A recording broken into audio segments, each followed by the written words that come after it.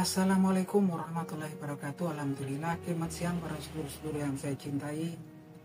Para sedulur, jumpa lagi di kanal YouTube-nya Pak Dekun. Para sedulur, seperti biasa saya ingin ngajak para sedulur-sedulur saya, sobat-sobat saya, teman-teman saya yang sudah subscribe dan join di kanal YouTube saya ini untuk ngobrol santai seputaran hal-hal yang lagi viral di dunia perpolitikan di negeri kita ini.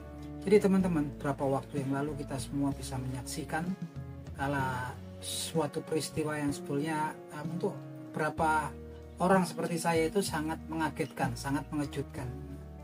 Yaitu peristiwa tersebut adalah peristiwa pelantikan anggota DPR RI, MPR RI, serta DPD RI. Yang mana, gimana saya bilang mengejutkan ketika pada sambutan disebutkan nama Presiden Republik Indonesia yang saat ini lagi menjabat dan tidak disebutkan namanya, ya saya juga nggak ngerti. Itu saya juga kaget ketika kemudian tak ada kemudian satu pun suara tepuk tangan, aplaus ataupun sambutan daripada hadirin yang ada di situ. Yang notabene yang hadir di situ adalah calon para wakil rakyat di DPR, MPR RI serta DPD yang akan menjabat di periode 2024 sampai dengan 2029. Yang mana sangat kontras sekali teman-teman ketika sambutan itu menyambut presiden kita yang baru terpilih, yaitu Bapak Prabowo Subianto. Itu aplaus, sambutan bergemuruh ya, sehingga suara tepuk tangan itu dari para hadirin sampai seluruh ruangan itu bergemuruh, menandakan suatu orang kegembiraan, harapan baru terhadap presiden kita yang baru. Bahkan untuk para wakil presiden yang memang pasca menjabat ya di situ, yang hadir di situ seperti Bapak Yusuf Kala, Bapak Ma'ruf Amin, setiap mereka disebutkan nama-namanya, aplaus ataupun tepuk tangan daripada pengunjung nggak ada hentinya gitu kan. Yang saya aneh memang kemudian kenapa ketika sambutan pada presiden kita saat ini yang sedang menjabat gitu kan, sama sekali sambutannya kok dingin gitu kan. Malah kontras sekali teman-teman. Dulu selalu kita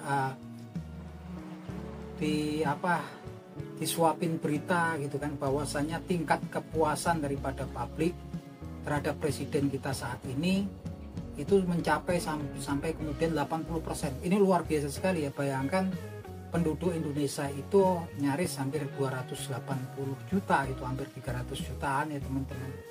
Itu bahkan bayangkan gitu, dari 280 juta penduduk ini tingkat kepuasannya hampir 80% gitu kan. Yang dulu memang selalu diberitakan seperti itu kan, bahwasanya terakhir juga diberitakan bahwasanya karena Bapak Prabowo Subianto ini salah satunya terpilih karena pengaruh daripada presiden yang saat ini yang memang tingkat kepuasan publiknya itu sangat besar, sampai 80% kabarnya. Survei-survei selalu menggambarkan seperti itu. Tapi kontras ya teman-teman, kemana gitu kalau memang kemudian tingkat kepuasan sampai 80%, sebetulnya nggak bisa jadi barometer ya. Tapi yang saya heran itu kenapa nggak ada satupun memang kemudian hadirin yang hadir di peristiwa pelantikan anggota DPR RI, MPR RI serta DPD RI itu nggak ada yang kemudian satupun yang memberikan tepuk tangannya atau aplausnya gitu kan. Ini suatu tanda tanya besar dan seharusnya sudah menjadi introspeksi ya teman-teman. Kita nggak tahu kemana dulu orang-orang yang ada di sekelilingnya yang selalu kemudian memberikan dukungan pada beliau gitu kan.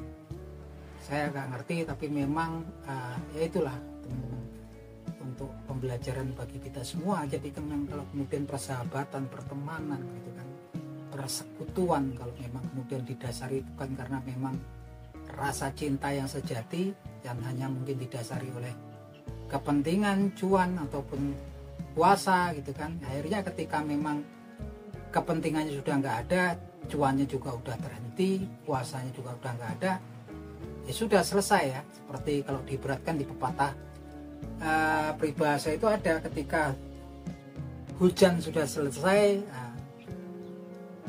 umbrella atau payung itu sudah bikin beban aja gitu kan untuk orang-orang tertentu. Tapi yang jelas kita semua berharap terhadap Bapak Prabowo Subianto, harapannya sangat besar, terlepas dari yang kita bicarakan tadi. Harapan seluruh elemen masyarakat Indonesia, lapisan masyarakat Indonesia yang sebetulnya saya pikir banyak yang merasa kecewa gitu kan, cuman mereka juga nggak berani aja mengungkapkan sebagian gitu kan. Karena memang kalau kita lihat gitu kan, dari peristiwa yang terjadi kemarin juga ketika keluar di media sosial, teman-teman baca aja komen-komennya daripada netizen, orang-orang yang kemudian menonton gitu kan, justru kok malah kemudian banyak yang senang atau apa gitu kan. Ini sebagai introspeksi ya, pembelajaran. Tapi yang jelas kalau kita lihat sambutannya yang begitu luar biasa, yang begitu meriah untuk Bapak Prabowo Subianto, saya yakin ya ini semua elemen masyarakat Indonesia, semua masyarakat Indonesia ini begitu besar memberikan keyakinan, kepercayaan atas kepemimpinan yang baru, yang insya Allah semoga Bapak Prabowo Subianto lancar di pelantikannya nanti 20 Oktober 2024 nanti. Walaupun saya pikir juga berat karena memang beban tanggungan hutang negara, defisit APBN yang memang diwariskan dari rezim sebelumnya pastinya juga akan sedikit mengganggu ya program-program ataupun agenda-agenda daripada Bapak Prabowo Subianto dalam masa pemerintahannya nanti. Dan saya berharap memang Bapak Prabowo Subianto ini nanti independen ya, kemudian nggak bisa kemudian diintervensi oleh orang-orang pihak-pihak lain gitu kan, karena saya yakin atas kecerdasan beliau, kepintaran beliau, dan juga pengalaman beliau yang memang sudah pernah lama menjabat di TNI, tentara, kemudian di bidang politik juga sudah separuh hidupnya gitu kan. Dan tampak sekarang memang dukungan itu luar biasa ketika kemudian partai-partai yang dulu berseberangan seperti Partai Nasdem, PKB, Partai Keadilan, ini semua kemudian juga join bergabung dengan kabinetnya Pak Prabowo Subianto. Dan juga Partai Demokrasi Indonesia Perjuangan pun membuka diri untuk Bapak Prabowo Subianto ya.